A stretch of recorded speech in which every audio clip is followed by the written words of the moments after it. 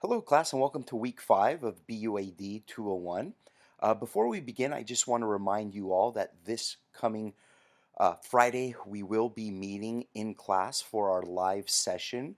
You can check the class location and time at the top of Titanium or in the syllabus under week 5. You'll be able to see our class location and the time we're meeting, so please be prepared for that. So during this week, we're going to review chapter 6, and we're just going to get you ready for your in-class writing assignment on Friday. In addition, you're going to be able to see which group you are in for the term. You will sit with your group during our live class sessions. So just keep that in mind. Make sure you come to class on time because we do only meet 3 times. So for example, this Friday when we meet, the first couple minutes I'll introduce myself, and then the next 10 minutes or so you're going to be sitting in your group exchanging contact information, kind of getting to know one another, because these are the people that you're going to work with in your group for the term. And down here under the files and attachments for the week, I have BUAD 201 group list. Just go ahead and click that open and you're going to see the name of, you're going to see the different groups, and you're going to see your name with a group number next to it. That's going to be your group number for the term. When you come into class on Friday, I will have the tables set up into group sections, and you'll be able to see where you need to sit. So if you're in group 2, you're going to sit at group table number 2 when you come to class on Friday. So please keep that in mind. So this week, make sure to read chapter 6 in your textbook and watch this weekly class video lecture. In addition, make sure you complete your week 6 class activity. Also, make sure to complete your chapter 6 mind tap homework. And what I just talked about, the next 2 items, make sure to check to see what group number you are in. And then also remember, we have a mandatory live class meeting this week on Friday, September 22nd. Make sure to check the day and, the class location and time on the syllabus. So let's go ahead and get started. Let's take a look at chapter 6. And I did keep things to a minimum this week. I only have 1 chapter in this lecture and only a few different activities. And they're not too difficult because I do know we have our live class meeting this Friday. So I want to just kind of keep the information that I go over today very minimal. And then also today, just so you know, we're going to go over the letter format. We went over it last week, so this is really just a review. That's what this PowerPoint is right here. But we'll go over that after our class lecture for chapter 6.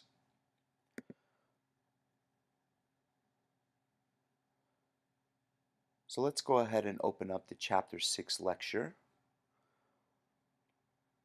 Bear with me a few seconds as PowerPoint opens up.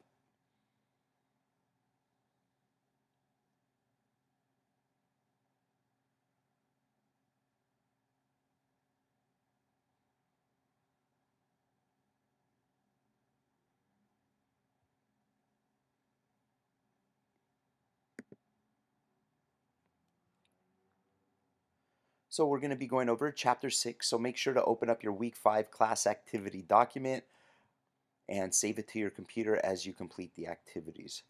So chapter 6 is about revising business messages.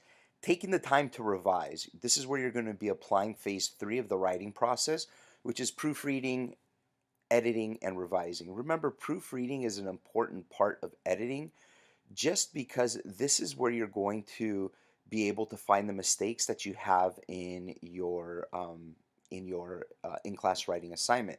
So you always want to make sure that you leave enough time to proofread the letter that you're going to be writing, or the memo or the email as well too. Proofreading is very important because you're going to be able to catch quite a few errors. Proofreading isn't just clicking the spell check button and being done with it. It's actually about reading your document a few times. So always make sure that you leave enough time to read over your document a few times to catch maybe some grammar issues or some sentences that you can maybe even revise as you go. Remember, this is a business writing class. You need to modify the way you write into business writing format. For example, let's take a look at these 2 bullet points below, bullet point 1 and then bullet point 2. These 2 different bullet points go ahead and give the exact same message to the reader. So let's go ahead and read the first one. I wanted to let you know that I received your email to contact the marketing department, and I just finished contacting them right now. I'll get back to you once I hear something from them. which should be hopefully sometime this week. So you can see this writing is written more as if we were talking to someone in person. And a lot of times, this is how a lot of people write. But this is where you need to come in and apply the business writing skills and think to yourself during the proofreading process, how can I concise this paragraph to say the exact same thing without being as long? Well, the second bullet point does that. I contacted the marketing department and I will let you know when I hear something back. So, right then and there, in less than 2 lines, it gives an idea of the exact same thing of what was written up here. So, this is what I mean when I say you need to be concise in your writing. And this is something that I'm going to be looking for your in class writing assignment as well. How concise are you in your writing style? So, keep that in mind. This is why you need to practice your writing to make sure that you can write concisely. And this is why you proofread. If you're proofreading your document and you see that a sentence sounds a little long, most likely it is a little long. So it's really important that you go back and modify that sentence to be shorter, but it still has the same impact and provides the same information, just like these 2 bullet points do. This first one has a little too much writing, and the second one is more concise. It's condensed, and it gives the exact same idea as the first bullet point. So for your class activity 1, it is important to be sure to write communications clearly, concisely, and effectively, especially in a business organization. When writing, you want to make sure you stay away from phrases or words that may make your message longer than what it needs to be. So for this activity, I want you to write down 3 sentences as if you were speaking it to another person. Please write about what your plans are for the upcoming weekend. Use the extra words you would use as if you were talking to them in person or as if you were writing a friendly email. This is where you just kind of type as you go, and it's going to be a little bit longer than what it needs to be. Once complete, go through and make revisions and rewrite the 3 sentences so they are shorter and more concise, just like in business writing. You can rewrite your sentences under the original 3 sentences. So this way I can get an idea of what your 3 original sentences look like and then how you edit them. Just how this previous slide was. If, for example, if this was one of your sentences, this would be later below it. And I want you guys to keep this in mind. Answer to yourself, but you don't have to write this down. How much shorter did you make your sentences? Do you feel this would communicate better if it was written in an email? Why or why not? This is important to understand in business writing because when you can see the things that you need to work on, you're going to go ahead and progress and develop as a business writer. So keep that in mind. See different things that you need to work on and in order to and improve on them in order to become a better business writer. So take about 10 minutes to complete this activity. Go ahead and pause this video right now. And once you're done, go ahead and resume it. So let's take a look at the next slides. Writing concisely for social media networks. Concise expression is important in social media. Think of it, in social media, you need to understand something in a very short amount of time or in very concise sentences. So businesses are joining now to respond quickly to social media. They're able to talk to consumers and they're able to respond to their clients very quickly. So this is why it's important for businesses to have a good understanding on how to write on social media because the consumer wants to see short information where they can get it right away. It's almost like when you're scrolling through your mobile device and you're on a social media platform. Let's just say Facebook for this example. When you're scrolling through, you're not going to stop and read something that's a paragraph long. Maybe you will, but odds say that you're going to read something that's a little bit shorter, more concise, and to the point. So this is why social media is good for business. They're able to communicate with their customers and they're able to respond to their customers very quickly. So hey class, go ahead and watch these 2 videos here. You can find the links in this week's PowerPoint lecture and go ahead and click on them and then go ahead and watch both. And then you can go ahead and work on class activity number 2, which is going to be the next slide. I can't show these videos because they are from other sources, therefore you're going to need to watch it on your own. So for your class activity number 2, writing clear and concise updates on Twitter, Facebook, or any type of social media can be good for business. Your activity, you're promoting a new pizza company in the Fullerton area, which is located right next to Cal State Fullerton. However, not too many people know about your business. So I want you to come up with 3 social media posts, hashtags, check-ins, etc., whatever you want it to be, which can help your business grow by bringing in more college students. Be creative and think outside the box. So sky's the limit on this. Write what you would write for your status update. Would you put a photo? Would it be a video? If so, please describe it. Would you check in? Would you tag people? Just kind of write what it is exactly that you would do for it. Take about 10 minutes to complete this activity. For now, go ahead and pause this video, and once you're done, let's go ahead and resume it.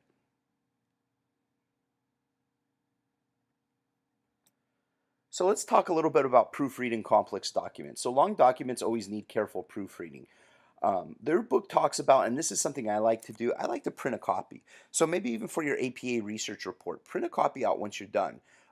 Also allow adequate time to review it. You don't want to rush and review something in 5 or 10 minutes. You want to take your time, give yourself some time to write down notes on it while you're reviewing it if you have a printed copy, and be prepared to find errors. Don't go into proofreading it thinking you're not going to find any errors, because then you won't find any errors. But if you go prepared to find errors, you're going to start looking for these errors and you're going to be able to find them. Read the message at least twice and make sure you reduce your reading speed. So when I proofread, I like to read my message of one time first to kind of find anything that I may need to change, grammar, making things more concise. Then when I'm reading it the second time, if it sounds perfect, I'm good to go. But if it still needs a little bit adjusting, then I'll go ahead and make those adjustments. So let's take a look at a direct positive message. So you're going to be writing a direct message in class this Friday. So these are going to be routine and straightforward. You can use either an email, a memo, or even a letter format. In this case, you're going to go ahead and write it in a letter format. It can also be used in social media as well, maybe responding to complaints or accepting a compliment. If you're responding to a complaint, you want to directly respond to what it is that you're providing for them or what it is you want to say. So remember, direct messages are routine and straightforward. They kind of really discuss what is being discussed at the beginning of the message. So that way the reader knows what the message is going to be about at the beginning. So direct positive messages when you're responding to customers, be positive, be transparent, be honest, be timely, and always be helpful. So let the client understand it's a positive moment. This is great. You're signing up for, United Airlines Mileage Plus. This is great. Welcome. This is an exciting time. We have a lot of offers for you at stake. Be transparent. Don't hide anything that you think the customer needs to understand. Always let them know up front what it is they need to know. And always tell the truth when it involves ethical behavior. Maybe if you're responding in a direct message and you're telling them you made a mistake and they're now going to receive a discount of $250, and maybe it's something that they would have never caught. Either way, you want to be honest. You want to be transparent whenever it involves ethical behavior. Be timely. Always try to respond within 24 hours and be helpful. Ask if they need further information or provide them to a link or a phone number where they can get further information. So for your class activity 3, writing for a business can be very different than writing an essay for an English class. It is important to take away the tools from this chapter in order to make sure you are writing for a business. So for your activity, now that you have a good understanding of what is required to write in a business setting, what is one thing you will take away from this chapter in which you will apply to your business writing? Please be sure to be specific and provide an example to back up your answer. Go ahead and take about 10 minutes to complete this activity. For now, go ahead and pause our weekly lecture video and go ahead and resume once you're ready to go.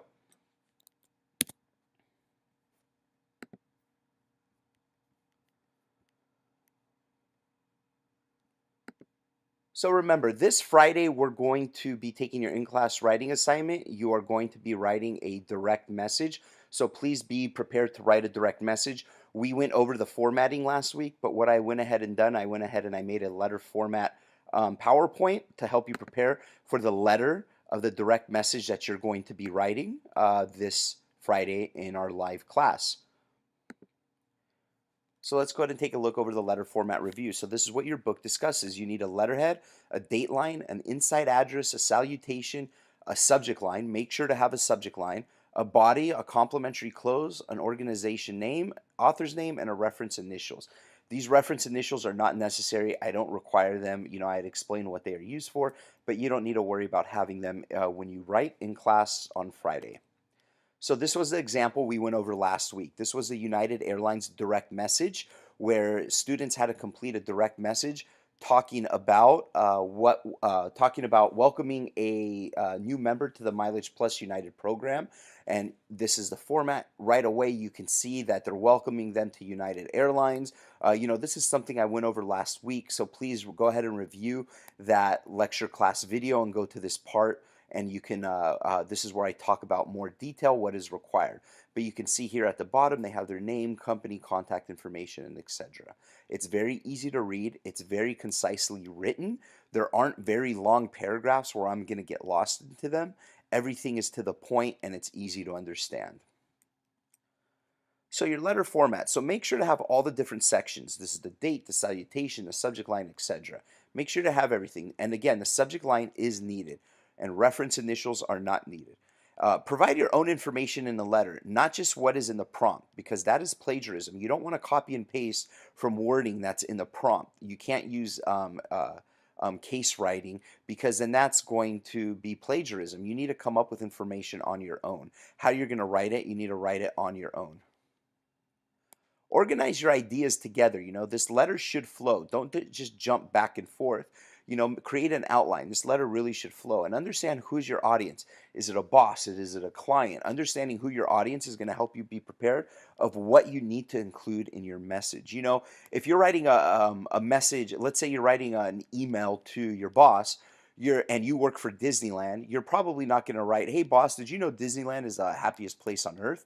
Well, your boss knows that because they work at Disneyland, and most likely they've been working there a long time. They're going to know Disneyland is the happiest place on earth. Whereas if you're writing to a prospective client, maybe who lives in Florida, maybe that's something you can include. "Hey, Mr. Smith, did you know Disneyland is the happiest place on earth?" Well, they may not have known that. They live in Florida. They may have never been to Disneyland. They may not know Disney too well. So then in that case, it would be good to use that. That's what I mean by knowing who is your audience. So this is your direct letter approach. This is 60 minutes of possible time management. You don't have to do this, but this is something that I would recommend. Take 5 minutes to read the prompt, take notes. Another 5 minutes to brainstorm about the ideas of what you want to write about. Another 5 minutes to maybe create an outline of what it is you're going to write about, where you're going to include things. Take about 35 minutes to actually write the letter, and then take about 10 minutes to proofread and edit. Remember, proofreading and editing is very important because this is where you're going to be able to find the mistakes that you don't want me to find. So make sure you save some time for proofreading and editing. So again, class, please make sure to be on time this Friday. You will be sitting with your group. When you click on this Microsoft Word document right here, you will see the group numbers along with the student name of every student in our class and which group they belong to. Make sure you know which group you're in, and then when you come into class on Friday, you're going to sit at the designated table. I'm looking forward to meeting everybody this Friday. Have a wonderful week. Please reach out to me if you have any questions. Thanks, guys.